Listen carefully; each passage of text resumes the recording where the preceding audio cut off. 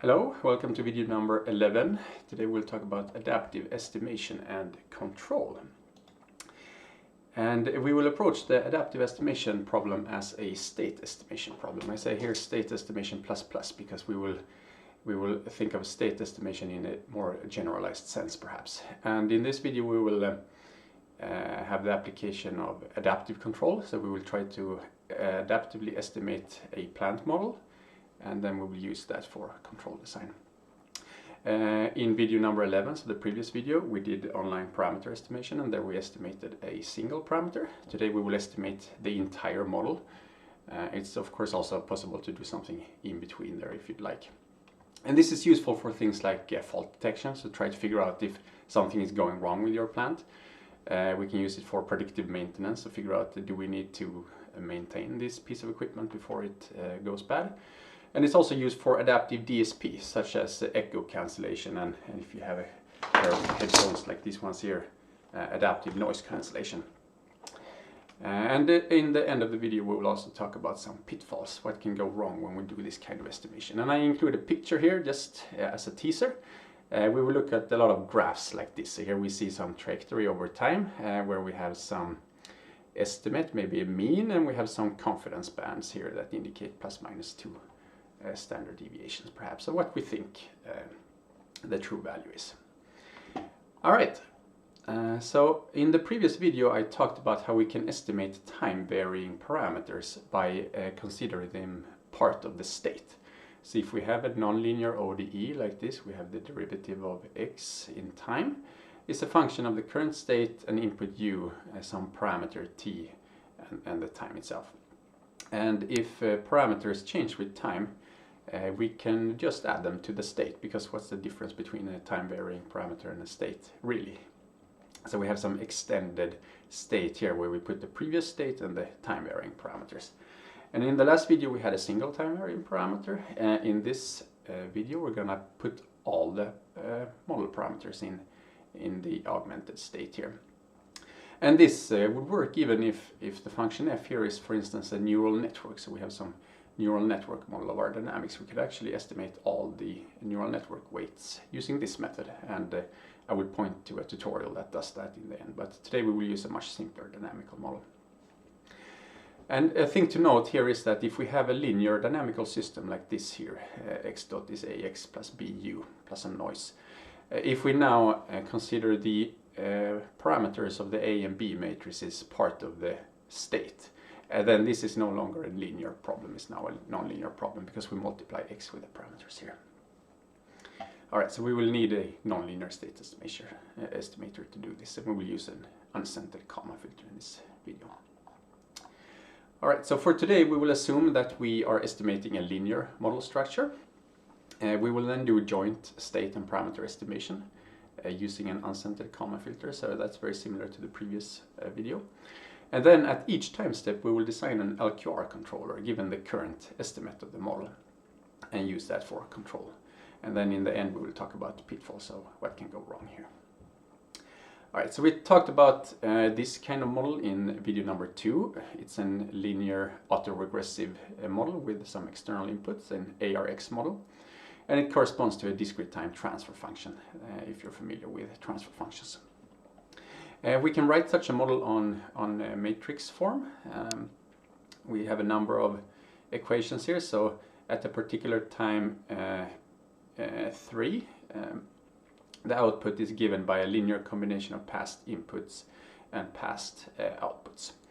And the key point here is that we can write this model, it's linear in the parameters, so we have some regressor phi, which depends on the time step k, times some vector parameters w here, and we can put all our parameters into this vector. And these are the parameters we will estimate in this case, so this will also be time varying. Right, so I have implemented that dynamics, but on this form, a state space form. So any discrete time transfer function that is proper, we can write it also on this form. So I have done that in a function here called dynamics. And then we have some measurement noise that affect the system, W, that affects the dynamics, and we have some measurement noise E that affect the measurements. So I've just coded that up here more or less, and there's a number of parameters here that just tell me how many parameters do I have in my denominator polynomial and numerator polynomial and so on. And then to get some data to experiment here, I simulate some data. I simulate data from this first order system. So this is a transfer function, continuous time transfer function, but it's equivalent to this linear ODE here. So it's a stable first order system with an input U and an output Y. And then I estimate a model on this form. So it's a linear state space model, and we have some covariance matrices R1 and R2 that describe the properties of these noise variables W and E. And I have an extended state with the state of the model and my parameters, so the parameters of the A, B, and C matrices. Alright, so I've chosen some covariance matrices here. R1, the dynamics noise, it has two parts. One part has the length of the number of state variables in the original system, so that's a single state variable in this case. And then the end of it has a number of parameters that correspond to how much noise is affecting the drift of the parameters. So since we have added parameters to the system, we need to assume that they are also changing with time with some certain covariance here. So I have introduced this variable, and there is a slider in this Pluto notebook somewhere that allows me to control this number here. And the same for the measurement covariance here. I also have a parameter here with a slider attached, so I can change the amount of measurement covariance. And this is the covariance of the initial state estimate. So I have my first order system here. This is the transfer function. I discretize that so I can simulate it. So I now have a discrete time transfer function, and it's printed here. So these are the two parameters that we are trying to learn adaptively here. But since I have simulated this, I now have the true answer, so we can compare to that.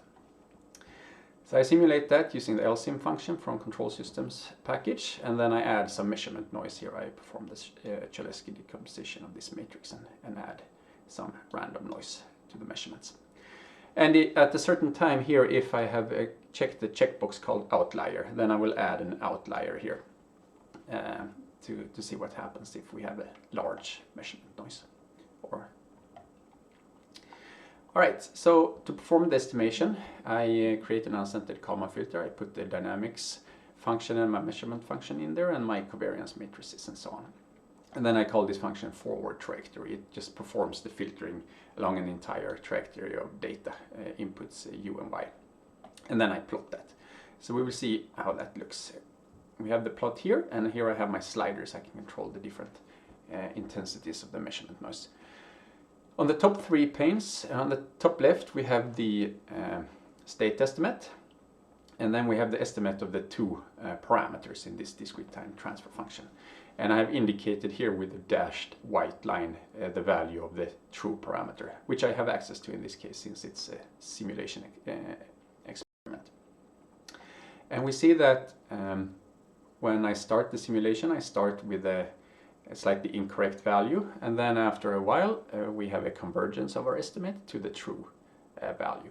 And we see that we have some confidence about our estimate, which initially shrinks, but then it kind of levels out at some steady state covariance here.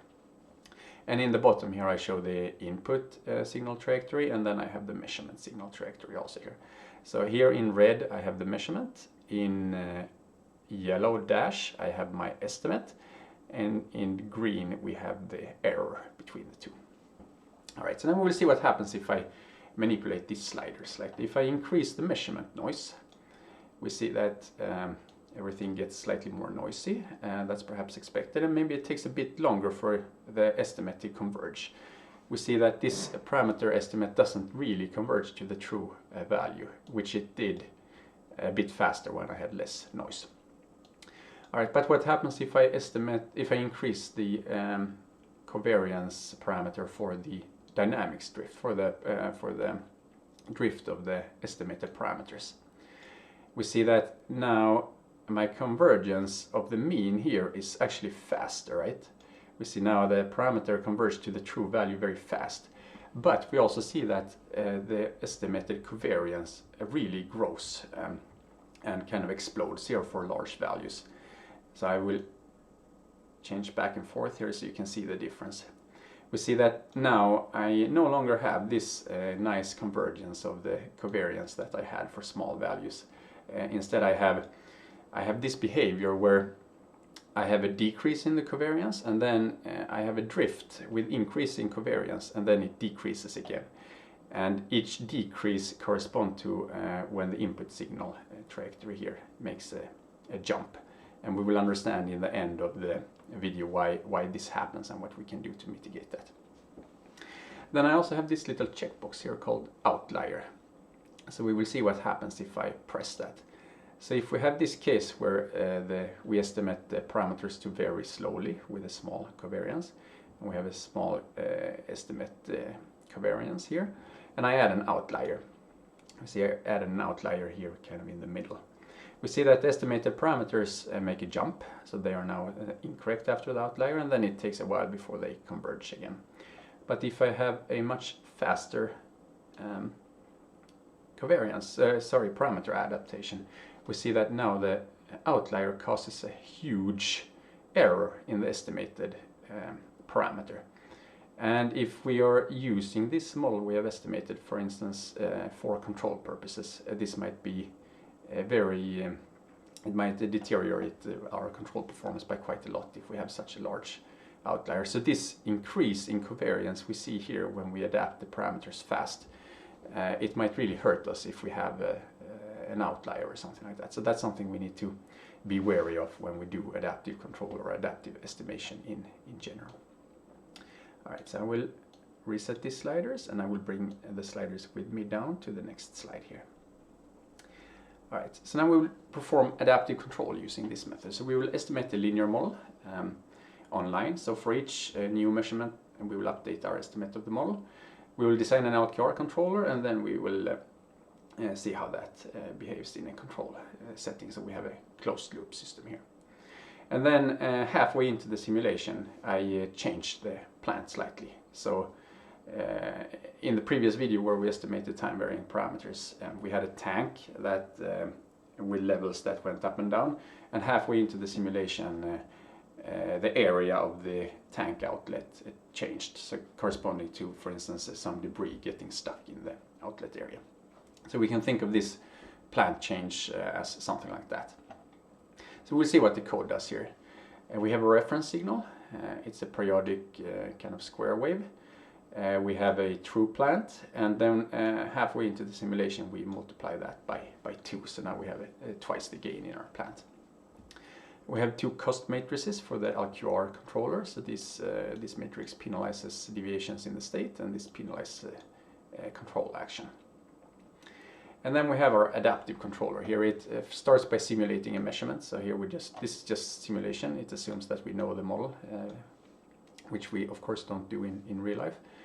And then we add a measurement noise to that measurement.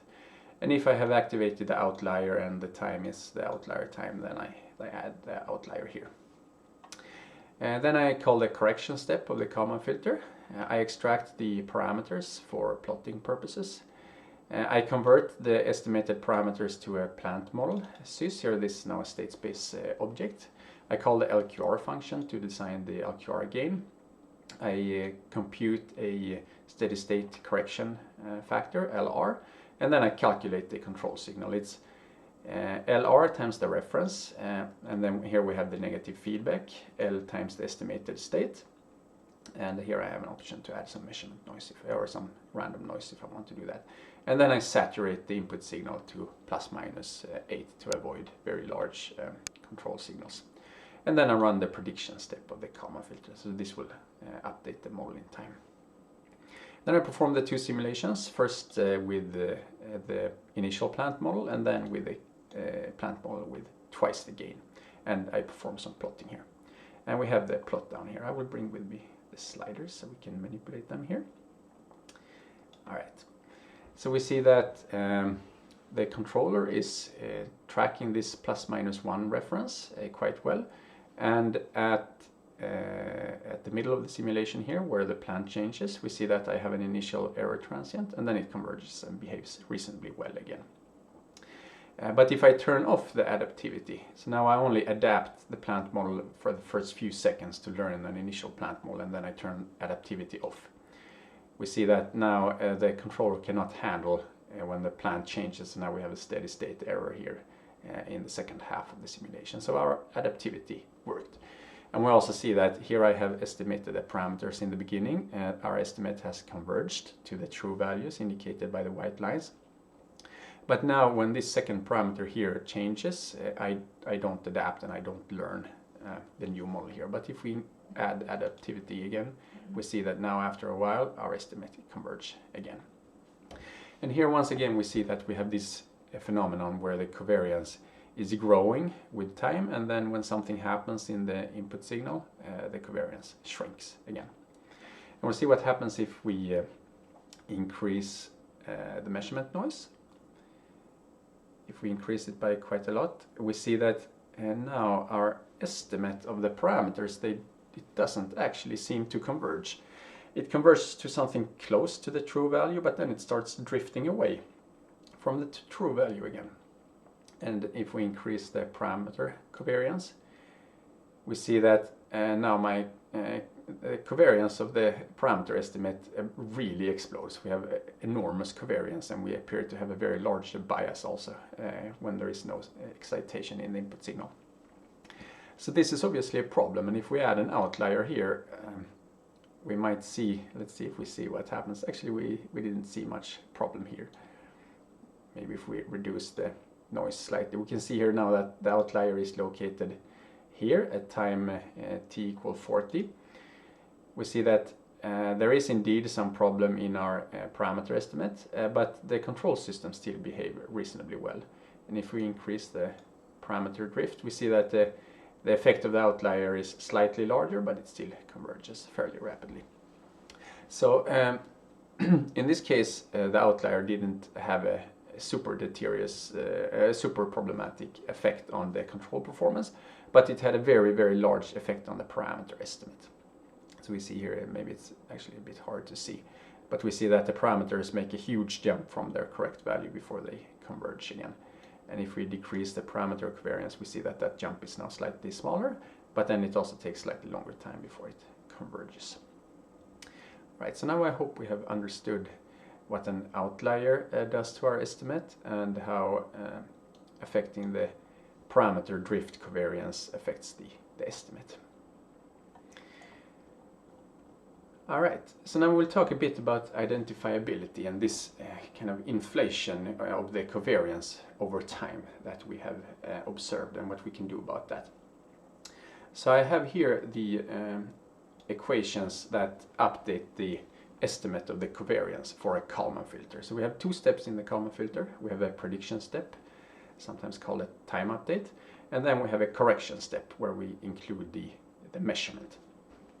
And this is the equation for the update of the covariance in the prediction step. So we modify the current covariance estimate, RK, with the dynamics matrix, and then we add the dynamics noise covariance, R1. So we see that the covariance grows linearly here due to this R1. And depending on the properties of A, we have this Lyapunov style dynamics for the covariance. And then when we get the measurement, we perform this correction of the covariance. So here I say the estimate of R at time step K given measurements up to time step K. It's this complicated matrix expression here, but we will try to break it down, and we will simplify it slightly by considering a scalar case. So all of these matrices now become scalars. And then the equation instead looks like we have here on the bottom. So the updated covariance is now some factor times the previous covariance. And this factor here, it's 1 minus something, and this something is always between 0 and 1. So all of the terms are positive. C is always squared, and R is a covariance, so that's positive, and R2 is also a covariance. And we see now if C in some sense is large, then this term here, R2, is negligible, and then we have C squared RK over C squared RK. So then we have 1 minus 1, and then we have that the updated covariance is 0 times the current covariance. So that means we gain a lot of information if C is large. On the other hand, if R2 is very large, so the measurement noise covariance is very large, that means that the measurement is not very informative. And then we have then this term here, the denominator, is approximately equal to R2 because this term is negligible. And then this whole factor is close to 1, and that means that our updated covariance is very similar to the previous covariance. And that is, we didn't get much information from the measurement. All right, so I said here that if C is large, in some sense, we get a lot of information. But in the matrix case here, the multivariable case, we now have matrices multiplying each other here. So what it means for C to be large here is it also has a direction component to it. So there are directions in the C matrix where it is large, and there are perhaps directions in the matrix where it isn't, or where it's even low rank, so it's kind of size 0 in some directions. And that's very common because we can seldom measure the entire state. We can usually only measure a small number of components. And that means that we will always have directions here where the covariance doesn't shrink as fast as in other directions. So I've designed a little numerical experiment to illustrate that. So here I have a covariance matrix. It's a random matrix, but it's a true covariance matrix, so it's positive and semi-definite and so on. And I have just a unit measurement covariance matrix. And then we have an observation matrix here, C, which says that we can only observe the first state variable. The other two we cannot observe. So this is a very common situation. And then I iterate the measurement update here in the Kalman filter 1000 times. And we look at the diagonal of this covariance matrix estimate. And we see that the first entry, so the entry corresponding to the state variable that we could measure, it decreases here with the number of iterations, as we would expect. But the other two diagonal entries, they decrease slightly in the beginning, but then they level out at some non-zero value, indicating that it doesn't matter if we get more measurements, we still are not fully confident about this variable. So our measurement is not really informative about these two, the second and the third state variables. It's not completely uninformative because we do shrink the covariance in the beginning, but it's not informative enough to really nail down the value. So that's very interesting. So we do have a increase in the covariance due to the dynamics update, and then we have a decrease in the covariance due to the measurement update, but we only have a strong decrease in some directions corresponding to what we can measure typically. Okay, so what do we measure under the model we have assumed in this video? We said that an output y is some regressor times a parameter vector. And that regressor is given, it contains past measurement values, right? Past outputs and past inputs. And this regressor phi, it corresponds to the C matrix in our linear state space model. So our C matrix here is actually depending on the data, which is not the case for a typical linear time invariant system, but it's the case here in our adaptive parameter estimation situation. So with the measurement update, we get new information and uncertainty shrinks. And in the time update, it implies some kind of forgetting. So uncertainty grows over time because we have assumed that everything drifts with a Gaussian noise. So that is sometimes called forgetting. We kind of increase our uncertainty, or we forget the value that we had in the past. So this forgetting, or this added uncertainty from the dynamics update, it's what causes this increase of the covariance over time. So can we somehow design our covariance matrix of the dynamics noise so that we only forget in the direction we have obtained some data?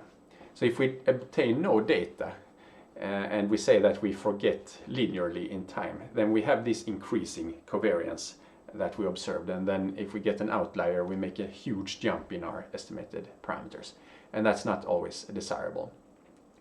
So how can we design R so that we only forget past information in the direction we obtained new information? And we can do that by picking the dynamics noise covariance matrix according to phi transpose here, where phi is our regressor. So this is given by the data we get. And if we design R1 like this, then C transpose RC, which is the part of the measurement update in the Kalman filter, it will always be large in the direction of the data. So that means that we only kind of forget in the direction we obtain new information.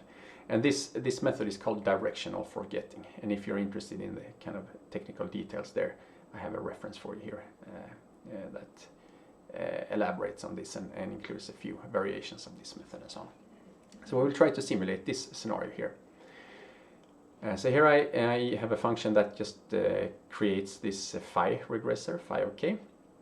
And then I have, before I call the function called forward trajectory to apply the Kalman filter. And here I've implemented a custom forward trajectory to supply this special R1 matrix. In the beginning of this function I create some arrays for storage so that I can plot things in the end. And then each time that I create this phi matrix and I create my kind of updated R1 matrix. So I take the first entry of the usual R1 matrix I had in the previous simulations, because these correspond to the dynamics noise of the state variable. But then for the second and the third state variables that correspond to our parameters, I use this phi transpose and I multiply it with the slider value so I can change the covariance here. And then I just perform the simulations. I grab the current state and covariance, perform the Kalman filter correction step. I grab the prediction error and the log likelihood so I can put them in my arrays for plotting later. And then I grab the posterior state and covariance. And finally I call the prediction step of the Kalman filter. And then I put that in a Kalman filtering solution. Right, then I perform simulation and filtering using this method. And then I plot that. So now I'll grab my sliders so I can, sorry for the scrolling, grab my sliders here. We were here, yes. All right, so here we have the simulation. Now we will see what happens if we increase the covariance here. So we have two sets of plots. On the left we have a fixed covariance matrix just like we had before, and on the right we have this adaptive covariance matrix that depends on the data. And we see when the covariance for the parameter drift is small, we see that we have a convergence in the covariance estimate, and then we have a very, very slow drift here on the left until we get new data, and then the covariance estimate shrinks again. But on the right we see that we really have a convergence, right? We converge and then we drop when we get new data information, and then it kind of stays the same, it doesn't grow. And the same for this parameter down here. But the real change really happens when we increase this parameter covariance. We see that for very large values we have an enormous explosion of the covariance using the old method with a fixed parameter covariance. But with the data adaptive covariance matrix with this directional forgetting, we see that our estimate of the covariance doesn't really move much when we don't get any exciting input data. It's only when we get the exciting input data that we actually move. So we have effectively kind of mitigated this covariance matrix explosion using this directional forgetting. And here we have this outlier. So I have this checkbox to turn it on and off. And we see with this covariance matrix explosion, when the outlier comes, we make a huge jump in our estimated parameter.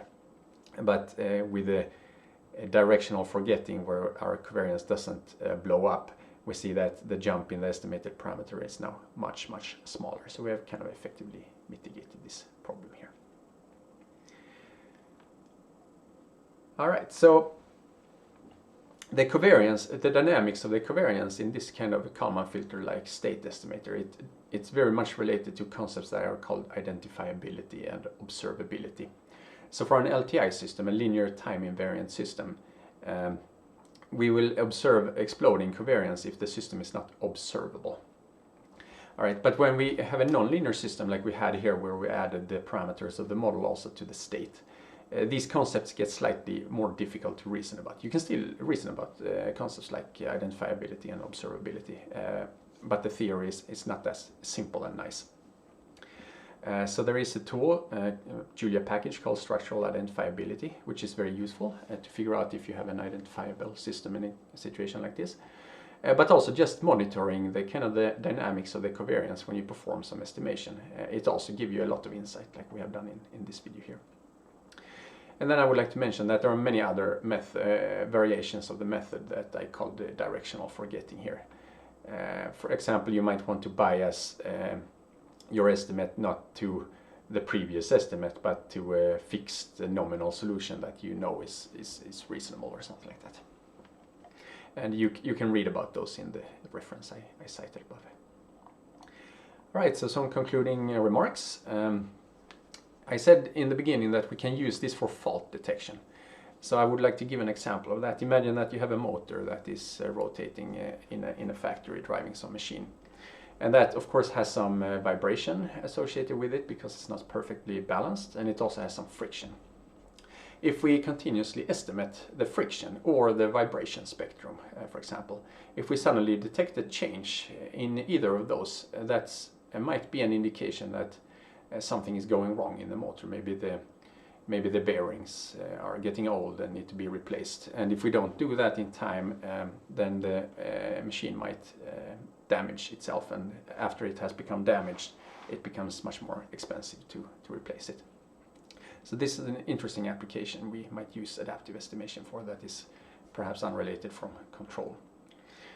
And I said also that we can estimate neural network weights instead of a linear dynamics model. So in this video we use the simple linear model, but we can use this also when the dynamics model is a neural network. So this is actually a link, we can have a look at that link.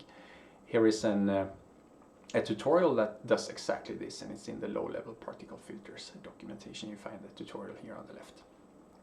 So that's perhaps the topic of a future video. We can also add an adaptive black box component to a first principles model. So here we estimated the entire model. We might also consider kind of somewhere in between, where we have a model that we have modeled using modeling toolkit, where we have put in our knowledge about the physics, but maybe there is something we're missing. Maybe we're missing the value of some parameter that varies over time, or maybe there is some parts of the model where the physics is very complicated, so we don't really know how to model it. But the rest of the model we know how to model. Then we can kind of add a mix, use a mix of first principles model and black box model, where we use a state estimator to estimate the parameters of the black box model. All right, so there are some more resources. If you're interested in the kind of traditional adaptive digital signal processing workflows, there is a package called estimators.jl that includes such features. And I also have a link to a repository called Static Kalman, where I show how you can use the compilation facilities in Julia, so static-compiler.jl and the new JuliaC to compile binaries with kind of state estimation methods baked into them, so you can deploy them onto a Raspberry Pi or something like that. All right, that was it for today. Thank you.